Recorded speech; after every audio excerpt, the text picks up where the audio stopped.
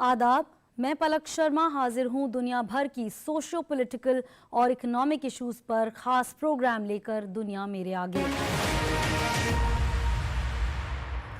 हमारी इस खास पेशकश में आज बात दुनिया भर में बढ़ते टेररिज्म के खतरे की। हाल ही में यूनाइटेड नेशंस की सिक्योरिटी काउंसिल की एक अहम मीटिंग में यूएन में भारत की परमानेंट रिप्रेजेंटेटिव रुचिरा कंबोज ने दुनिया में तेजी से बढ़ते हुए टेररिज्म के खतरे पर बोलते हुए कहा कि टेररिज्म दुनिया के लिए सबसे बड़ा खतरा है। इसको लेकर डबल स्टैंडर्ड्स नहीं अपनाए जा सकते। ये बिल्कुल साफ है कि टेररिज्म का खतरा बहुत तेजी से बढ़ रहा है और इससे दुनिया का कोई भी हिस्सा अछूता नहीं है। उन्होंने ये भी कहा कि अगर हमने टेररिज्म को सिर्फ टेररिज्म नहीं माना, इसे अलग अलग एंगल से देखना बंद नहीं किया, तो इससे खतरा और भी बढ़ जाएगा। अपनी आसानी के हिसाब से इस चैलेंज को देखना खतरनाक साबित होगा। टेररिज्म के खिलाफ दुनिया को एकजुट होकर कार्रवाई करनी होगी। इन्हीं कंसर्न्स पर बात करने के लिए हमने अपने स्टूडियो में इनवाइट किया है 3 खास मेहमानों को। हमारे साथ हैं फॉर्मर एम्बेसडर और अंतर्राष्ट्रीय सुरक्षा परिषद के प्रेसिडेंट वीरेंद्र गुप्ता, MPIDSA के सेंटर ऑफ काउंटर टेररिज्म में research fellow doctor Adil Rashid और MPIDSA में ही सेंटर ऑफ मिलिट्री अफेयर्स में रिसर्च फेलो कर्नल विवेक चड्ढा। हम आप तीनों का वेलकम करते हैं। कर्नल चड्ढा, साइकोलॉजिकल और सोशल जो एस्पेक्ट्स हैं उस पर लगातार army, navy, air force, specially army का काम होता रहता है। ख़ासतौर में कश्मीर में ये इशू काफ़ी देखने को मिलता है कि साइकोलॉजिकल लेवल पे काफ़ी बात की जाती है। इस वक्त किस तरह के आप चैलेंजेस देखते हैं, जो कि डॉक्टर रशीद ने भी बोला कि इस पर काम करने की बहुत ज़रूरत है। इस वक्त क्या चैलेंज है? देखिए, 2 तरह की चीज़ें हैं। एक तो आइडियोलॉजिकल प्लेन पर है, जहाँ पर जिस तरह के नैरेटिव्स आते हैं, चाहे वो क्रॉस द बॉर्डर आते हैं या इंडिजिनसली डेवलप किए जाते हैं, उनको काउंटर करने की ज़रूरत रहती है। मगर मेरे विचार से कश्मीर में अगर आज आप जाएं, और कुछ समय पहले हम गए थे, वहाँ पर जो लोगों की ज़रूरतें हैं, जो लोगों की मांग है, मेरे विचार से वो कहीं ज़्यादा रियलिस्टिक मुद्दों के ऊपर अब आ गई हैं, बजाय कि उस आइडियोलॉजिकल प्लेन के जो हम बाहर बैठ के सोचते हैं कि शायद सारी बातचीत इसी के ऊपर होती है। जब हम वहाँ गए थे, विमेंस ग्रुप के साथ जब हम मिले, विमेंस एम्पावरमेंट की बात हुई, वहाँ पर उनको पंचायत के अंदर हिस्सेदारी की बात हुई, साफ़ सफाई, बच्चों की पढ़ाई की बात हुई, ड्रग्स अब्यूज़ का जो चैलेंज वो फेस कर रहे हैं उसके बारे में बात हुई। और ये सब चीज़ें हैं जो आमतौर पर क्या होता है, ये कश्मीर के बाहर नहीं आती हैं, क्योंकि लोकलाइज मुद्दे बन के रह जाते हैं। इसी प्रकार से जब अगर आप यूथ को देखते हैं वहाँ के, मैं ये नहीं कहता कि यूथ के अंदर रेडिकल प्रोपेगेंडा नहीं हो रहा है या कोशिश नहीं हो रही है उनको इसका विक्टिम बनाने की, मगर साथ ही साथ जो उनके रोज़ के मुद्दे हैं वो नौकरी के मुद्दे हैं, डेवलपमेंट के मुद्दे हैं, स्पोर्ट्स के मुद्दे हैं। कई ग्रुप्स हमारे से मिले जिन्होंने हमारे को बोला कि देखिए, हमारे को स्पोर्ट्स के लेवल पर वैसे ही मौका दीजिए, हमारे को कोई ना कोई इस प्रकार की फैसिलिटी दीजिए कि हम भी जाकर IPL में खेल सकें। तो मेरे विचार से एक वहाँ पर लेटेंट रिक्वायरमेंट है, एक वहाँ पर देश का हिस्सा बनने की ख्वाहिश है, जो कि एक ट्रैप होके रह गई है इस बड़े नैरेटिव के अंदर कि देखिए वो आज़ादी की बात कर रहा है या रेडिकलाइजेशन की बात कर रहा है। वो सब चीज़ें हैं मगर बहुत कम हैं उस मुकाबले में जो कि उनकी रोज़मर्रा के रिक्वायरमेंट्स हैं या जो देश का हिस्सा बनकर एक साथ चलने की रिक्वायरमेंट्स हैं। मेरे ख्याल उनको भी एड्रेस करना उतना ही ज़रूरी है। बिल्कुल, तो बेसिकली सोशल लेवल पे बता रहे हैं कि जो मामले हैं उनको एड्रेस करना बहुत ज़रूरी है। एम्बेसडर गुप्ता, आपने भी पहले कहा कि सिर्फ बॉर्डर पे टेररिज्म या फिर ऐसे इसको लिमिटेड मीन से नहीं देख सकते, सिर्फ कश्मीर में मुद्दे रहकर रह जाते हैं, सिर्फ इस तरह से नहीं देख सकते। बॉर्डर पार भी डिप्लोमेसी है, बायलैटरल रिलेशंस है, अंदर तो हमें अपने सोशल स्ट्रक्चर पे डील करना ही है डिप्लोमेसी के। लेकिन अगर मैं आपसे बात करूं, क्योंकि आपने बहुत सारी कंट्री से डील किया है, अगर कंपैरेटिव एनालिसिस करें तो इंडिया किस तरह से डील कर रहा है और कहां इस वक्त खड़ा है? देखिए, काफ़ी इफ़ेक्टिव है, बिकॉज हमारे रिलेशंस दुनिया भर के मुल्कों में जो यहाँ पे मैं नहीं समझता कि चाइना से कोई बहुत ज़्यादा हमको अच्छी इंटेलिजेंस मिलेगी। Even though Chinese are themselves, उनको मुश्किल हो रही है। पाकिस्तान, हमारी एक बहुत बड़ी समस्या ये है कि एक हमारे बगल में देश है जो कि ब्लेटेंटली टेररिज्म का एक स्टेट स्पॉन्सरशिप करता है और उसकी मदद से इंडिया को नुकसान पहुंचाना चाहता है, तो ये हमारी समस्या है। दूसरे देशों में शायद इस तरह की समस्या नहीं हो। तो हमको अपनी समस्याओं को अच्छी तरह से स्टडी करना है और जिन देशों से हम कोऑपरेट कर सकते हैं, जिन देशों से हमको रियल टाइम अच्छे से इंटेलिजेंस मिल सकता है, वो हम, मेरा ख्याल है सरकारी तौर पे पूरी तरह से कोशिश हो रही है और काफ़ी कामयाब भी होगी। इसके बारे में कोई डॉक्यूमेंटेशन या पब्लिक डोमेन में कोई इंफॉर्मेशन नहीं होती है, लेकिन ऐसा मानना मेरा ख्याल है काफ़ी उचित होगा कि इंडिया ऑप्टिमाइज कर रहा है अपने बेनिफिट को और जितने देशों से हमको इंटेलिजेंस मिल सकता है। देखिए यूरोप, हमारे सारे यूरोपियन कंट्रीज से बड़े अच्छे रिलेशंस हैं, इजराइल से अच्छे रिलेशंस हैं। आज की तारीख में एक बहुत बदलाव जो आया है मोदी जी के वक्त में कि हमारे गल्फ़ कंट्रीज़ में भी एक एनामली थी पहले कि हमारे 9 मिलियन लोग गल्फ़ में काम करते थे जिनकी रेमिटेंस हमारे लिए बहुत मायने रखती थी। उसके बावजूद भी गल्फ़ कंट्री से हमारी रिलेशनशिप थोड़ी इरेटिक थी, क्योंकि वो जो है हमको एक OIC के प्रिज्म से देखते थे, पाकिस्तान के प्रिज्म से देखते थे। अब बदलाव आ गया है और इंडिया के रिलेशंस सऊदी अरेबिया चाहे हो, चाहे ओमान हो, चाहे यूनाइटेड अरब एमिरेट्स हो, चाहे ईरान हो, सब देशों में, तो ये एक बहुत ही बड़ी सराहनीय बात है और उस तरफ से भी हमको इंटेलिजेंस की उम्मीद रख सकते हैं हम। अमेरिका से हमारे अच्छे रिलेशंस हैं, इजराइल से हमको इंटेलिजेंस, जापान से। तो कहने का मतलब ये है कि आज की तारीख में एक पाकिस्तान और चाइना को छोड़कर इंडिया के रिलेशंस बाकी सब मुल्कों से बहुत अच्छे हैं और हम अपनी पूरी कोशिश कर रहे हैं कि इसको डील करने के लिए हमको मालूम है कि हर लेवल पे हमको इसको डील करना है। बायलैटरली डील करना है, मल्टीलैटरली तो हम आवाज़ उठाने के लिए हम बहुत दिनों से 40 सालों से हम इसके बारे में बातें कर रहे हैं। और फिर से मैं वही बताना चाहता हूँ कि दूसरों से हमें कितनी मदद मिलेगी, ये इसकी ऑब्वियस लिमिटेशंस हैं। बिल्कुल। जब परेशानी होती है तो सबसे बड़ी बात यह है कि आप कितनी ताकत से खड़े हुए हैं, तो हमारी अपनी कैपेसिटी को बढ़ाना है। बिल्कुल। और नेबर्स हमारा चैलेंज है, ये बात छुपी नहीं है, हमारे लिए एक चैलेंज है। डॉक्टर रशीद, इंटरनल सिक्योरिटी की अगर बात करें तो कितनी वल्नरेबल है इस वक्त इन सारी चीज़ों को ध्यान में रखते हुए? देखिए, इसका कोई पैमाना तो है नहीं वल्नरेबिलिटी का कि मैं आपको स्केल पे बता सकूं। ये है कि अभी कोई ऐसी बड़ी प्रॉब्लम हम फेस नहीं कर रहे हैं फ़िलहाल, लेकिन जैसे दूसरों ने भी कहा कि हमें जो है कंप्लेसेंट नहीं रहना चाहिए। जो नेबरहुड है वो सचमुच में हमारे लिए एक बहुत बड़ी परेशानी है। अभी हम देख रहे हैं कि जैश ए मोहम्मद जैसा ग्रुप जो है वो अफ़गानिस्तान में अब वहाँ उसके ट्रेनिंग कैंप्स खुल गए हैं। शायद पाकिस्तान ने FATF से बचने के लिए उधर अपने बेसिस उधर फैला दिए हैं। तो मैं पूरी तरह से इस बात से एग्री नहीं करता हूँ कि तालिबान जो है वो अभी वो पावर में आया है तो थोड़ा कंसोलिडेट कर रहा है, लेकिन जैसे आपने देखा कि वहीं पे ज़वाहिरी भी वहीं निकला, काबुल में ही निकला। तो तालिबान की इंटेंशंस को पूरी तरह से हम अभी भी उस पर क्वेश्चन मार्क्स हैं। और एक और जो बड़ी समस्या है कि जो भारत में 3 किस्म का जो थ्रेट्स हैं जिहादी, एक तो वो जो लोकल इंडिजिनस ग्रुप्स हैं जो बहुत कम हैं और अब एक्चुअली काफ़ी हमने हैंडल कर लिए हैं उनको, लेकिन जो पाकिस्तान से आता है दूसरा वो है, और तीसरा जो ट्रांसनेशनल जिहादी है। ये कई बार कोल्यूट करते हैं, इकट्ठे होकर काम करते हैं, लेकिन इनमें फ़र्क भी है, इनके एजेंडा में भी कई बार फ़र्क हो जाता है। तो इससे प्रॉब्लम जटिल ज़्यादा हो जाती है हमें, लेकिन इसका हम फ़ायदा भी उठा सकते हैं। हमें जो है थोड़ा स्मार्टली इन सब चीज़ों को देखना पड़ेगा।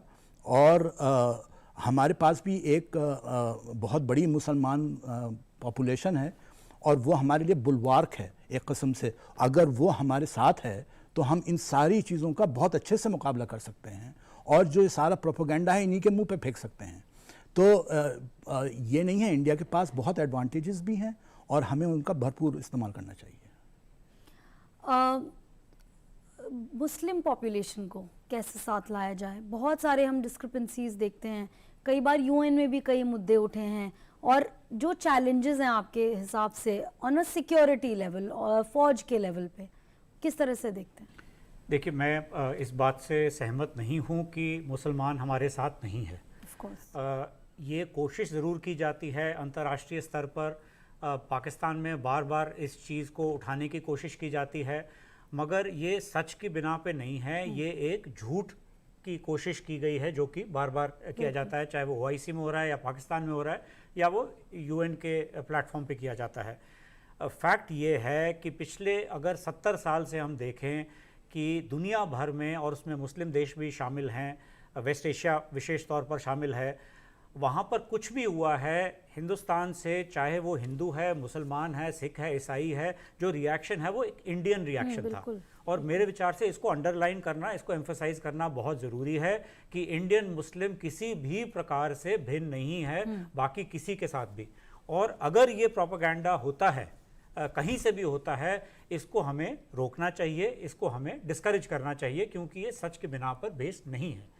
तो जहाँ तक सिक्योरिटी फोर्सेस का सवाल है, देखिए मैंने बटालियन जो कमांड की है और जो जिस बटालियन में मैं कश्मीर में रहा हूँ, उसमें मैंने ऐसे लोगों के साथ भी ऑपरेशन किए हैं जो कि मुस्लिम समुदाय से थे, बल्कि मेरे जो स्काउट्स होते थे एज ए कंपनी कमांडर, जो सबसे 2 आगे आदमी चलते थे और अगर गोली की फायरिंग होती है तो सबसे पहले उनको लगने का चांस होता है, दोनों मुसलमान थे वो, और उनके मन में कोई शक नहीं था, कोई शुबा नहीं थी इस ऑपरेशन के बारे में। अगर आप 1984 के ऑपरेशन की बात करते हैं, आप देखिए कि गोल्डन टेम्पल के अंदर जो गए थे, उसके अंदर कौन गए थे? जो मुख्य कमांडर थे उस पूरे ऑपरेशन के, वो खुद एक सिख थे। बिल्कुल। तो यहाँ पर as far as Indian army की अगर हम बात करते हैं, तो धर्म जो है वो एक पर्सनल स्पेस में रहता है, और जो प्रोफेशनल स्पेस है वो हमेशा ज़्यादा इंपॉर्टेंट रहती है। बिल्कुल। There is no Indian Hindu और Indian Muslim, there is Indian. ये बात जैसे कि बता रहे हैं कर्नल चड्ढा, ये एक प्रोपोगेंडा जो दुनिया भर में फैलाया जाता है कई बार डिस्क्रिपेंसीज लाने के लिए, आपस में शायद नफरतें बढ़ाने के लिए। आप क्या कहते हैं एम्बेसडर गुप्ता, किस तरह से इस प्रोपोगेंडा को इंटरनेशनल स्टेज पे खारिज करने की बहुत ज़्यादा ज़रूरत इस वक्त है? देखिए, ये समस्या तो है बिल्कुल, और समस्या ग्लोबली है, क्योंकि आज की तारीख में जो टेररिस्ट नेटवर्क्स इंडोक्ट्रिनेशन और रेडिकलाइजेशन पे ज़्यादा ध्यान दे रहे हैं। तो आपको होम ग्रोन टेररिज्म एक टर्म है, तो ऐसे इंसिडेंट्स बढ़ते नज़र आ रहे हैं दुनिया भर में, वेस्टर्न कंट्रीज़ में भी, और हम भी वल्नरेबल हैं इस चीज़ के लिए। तो जैसा हमारे दूसरे पैनलिस्ट ने बताया कि इस प्रॉब्लम को एक होलिस्टिक तरीके से डील करने की ज़रूरत है। सिर्फ ये मिलिट्री और सिक्योरिटी प्रॉब्लम नहीं है, इसको सोशियोलॉजिकल लेवल पे जब तक हम डील नहीं करेंगे तब तक इसका पूरा समाधान नहीं निकाल पाएंगे। और हर चीज़ को डील करने के लिए मैं मानता हूँ कि कोई भी चीज़, अगर आप एजुकेशन को डील करना चाहते हैं, बच्चों को अच्छी पढ़ाई देना चाहते हैं, तो उसके लिए ज़्यादा पैसे लगाने पड़ेंगे। तो इसी तरह से अगर इस समस्या का हम समाधान चाहते हैं, तो मुझे लगता है कि सरकार को इन चीज़ों के लिए ज़्यादा पैसे लगाने की बजटिंग की ज़रूरत है। लेकिन ये बहुत बड़ी समस्या है और इसको एक ओवरऑल एंगल से देखना पड़ेगा।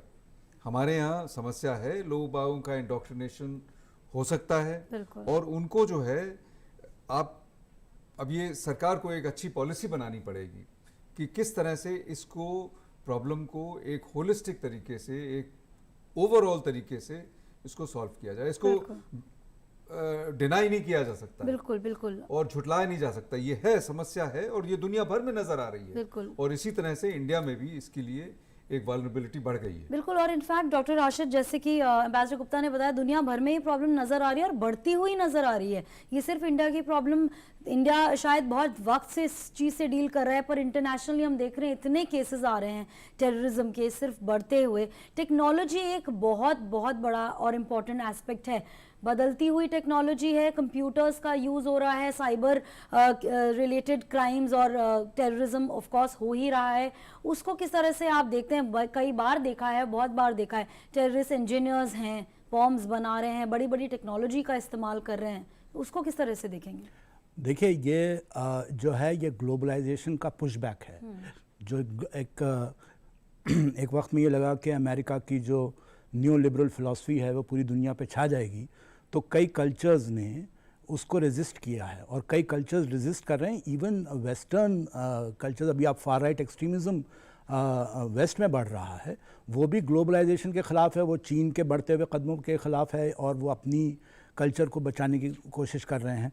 तो ये जो एक किसी ख़ास कम्युनिटी के लिए एक्सट्रीमिज़म नहीं है, काफ़ी कम्युनिटीज़ दुनिया में ये समझती हैं कि अगर बिल्कुल ग्लोबलाइज्ड कल्चर हो जाएगा तो हमारी जो आइडेंटिटी, कल्चरल आइडेंटिटी है और वो किसी तरह से कमज़ोर हो जाएगी। तो ये उसका एक रिएक्शन है। अब इसमें जो है वो मज़ेदार बात यह है कि लोग इसी ग्लोबलाइज्ड टेक्नोलॉजी का इस्तेमाल कर रहे हैं अपने ही काम के लिए। उनको ये भी लग रहा है कि इस वक्त अगर पूरी दुनिया एक वन वर्ल्ड स्टेट की तरफ बढ़ रही है तो फिर हमारा कल्चर या हमारी आइडियोलॉजी के लिए बड़ा अच्छा वक्त है कि हम पूरी दुनिया को डोमिनेट कर सकें।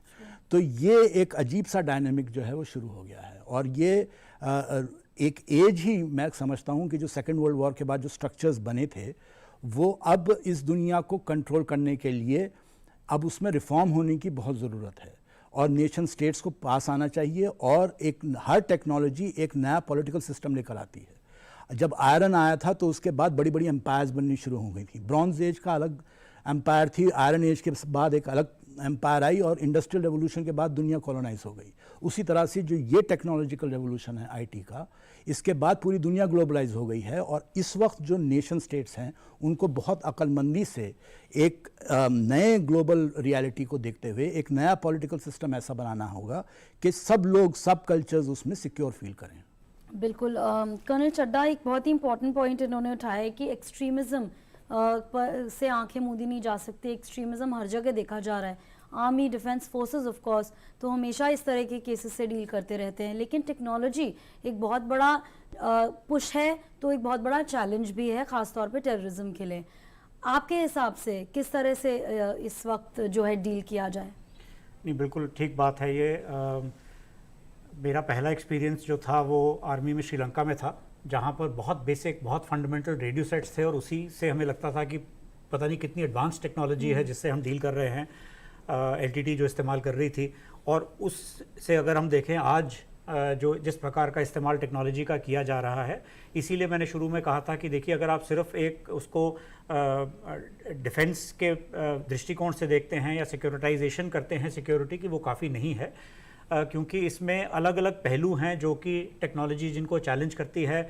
आमतौर पर सिक्योरिटी फोर्सेस की जो तवज्जो रहती है वो टेररिस्ट को पकड़ने में रहती है या सीजर के ऊपर रहती है, मगर इसकी जो पेरिफेरल एक्टिविटीज़ है, जो पूरा इसका सिस्टम है जो इसको लिंक करता है, जो एक वेल ऑयल्ड मशीन को चलाता है, वो साथ में जो चल रहा है उसके ऊपर हमारा ध्यान आमतौर पर कम रहता है। जैसे कि फंडिंग ऑफ टेररिज्म है, टेररिज्म फाइनेंस की बात करते हैं।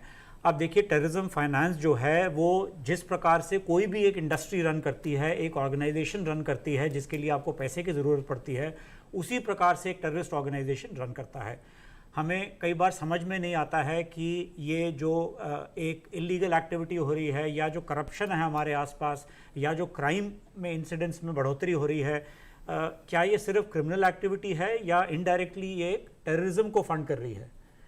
तो ये कई इस प्रकार की चीज़ें हैं। टेक्नोलॉजी का जो स्वरूप जिन्होंने लिया भी है और उसका फ़ायदा भी उठाया है over a period of time, तो मेरे विचार से इनको अगर हम नहीं समझ पाएंगे पूरी ओर से, तो चाहे आप 2 टेररिस्ट मार लीजिए, 20 टेररिस्ट मार लीजिए, 30 मार लीजिए, उससे कोई अंतर नहीं होने वाला, क्योंकि जो एक इंटरलिंक्ड सिस्टम है वो फिर भी चलता रहेगा। इंटरलिंक्ड सिस्टम पे उसके ऊपर जब तक काम नहीं होता है, और ये काम इसीलिए, जैसा एम्बेसडर साहब ने भी बोला, बिल्कुल सही बात है कि अगर आप सिर्फ सिक्योरिटी दृष्टिकोण से देखेंगे, आप 2 टेररिस्ट मार लेंगे, आप उसको एक सक्सेस कहेंगे, शायद वो सक्सेस है भी, मगर आपका जो सिस्टम है वो उसी प्रकार से चलता रहेगा। तो उसके ऊपर मेरे विचार से ध्यान देने की कहीं ज़्यादा बिल्कुल बहुत ही इंपॉर्टेंट पॉइंट की जो फंडिंग ऑफ टेरर जैसी जो लिंक्ड चीज़ें हैं, और जैसे कि मैंने पहले भी कहा था, क्रिप्टो करेंसी भी अब एक नई चीज़ आ गई है जो कि इंटरनेशनल टेरर की बात करिए। कंक्लूडिंग रिमार्क्स मैं आप तीनों से लेना चाहूँगी, ख़ासतौर पे फंडिंग की बात से अगर शुरुआत करें तो एम्बेसडर गुप्ता, किस तरह से आप देखेंगे इस चीज़ को? इंटरनेशनल टेररिज्म, ऑर्गेनाइज्ड क्राइम से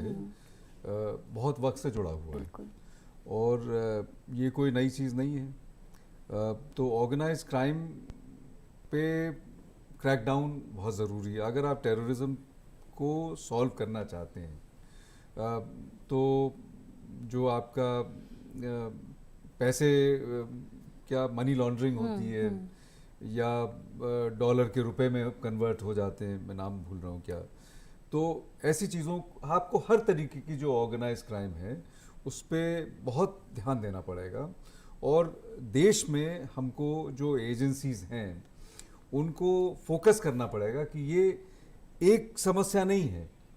इंटरनेशनल टेररिज्म या इवन डोमेस्टिक टेररिज्म तब तक आप सॉल्व नहीं कर सकते जब तक कि आप ऑर्गेनाइज क्राइम पे क्रैकडाउन नहीं करेंगे, जब तक कि उनकी लिंक्स पे क्रैकडाउन नहीं करेंगे और होलिस्टिक तरीके से। जैसे मैंने आईपीएल में एक बहुत अच्छा कश्मीरी प्लेयर देखा इस बार। He was the fastest bowler, Umran Malik.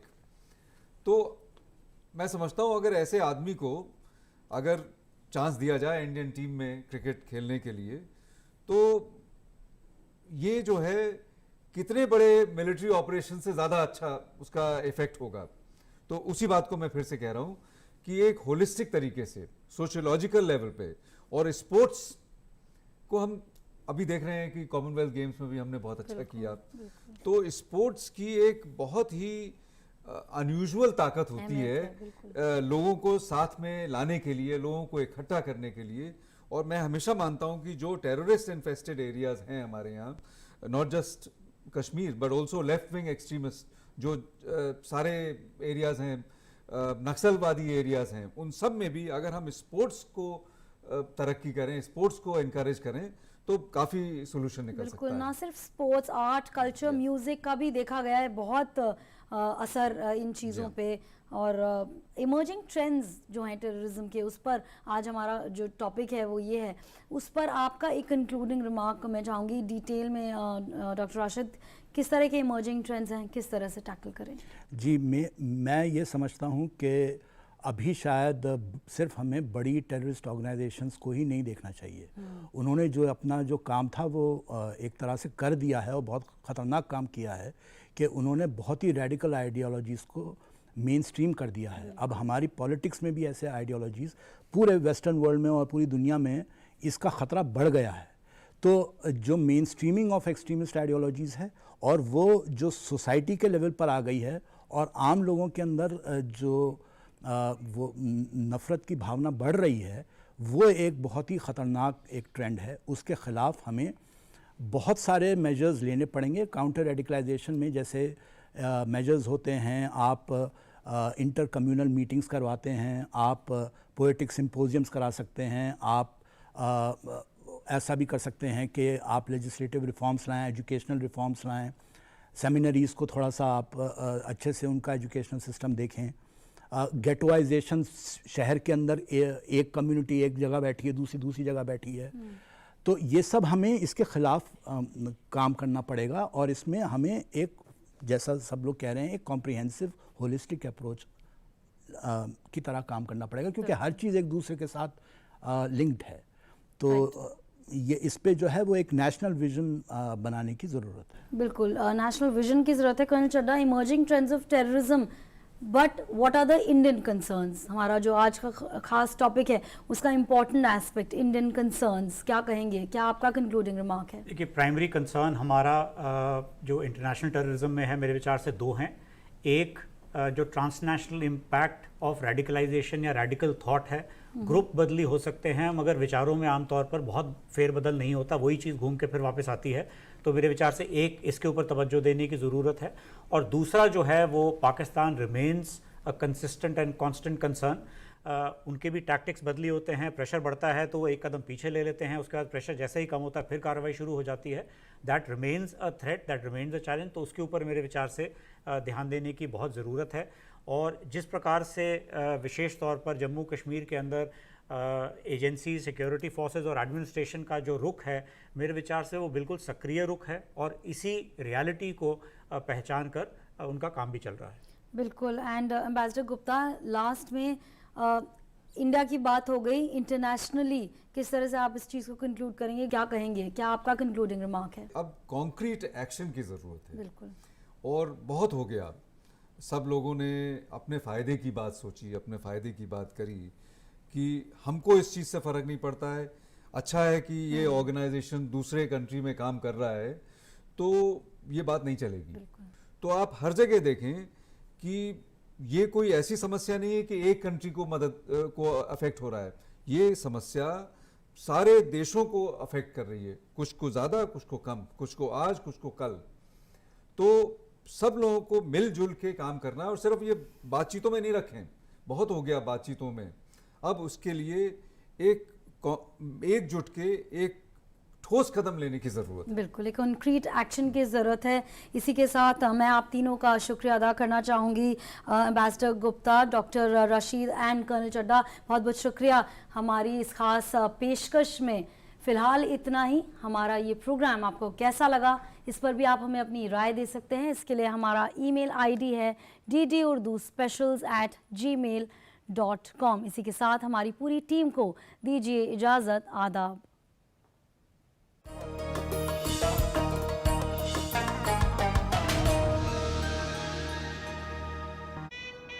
Honeymoon के लिए कहाँ जाना है? कहाँ जाना है मैडम? कहाँ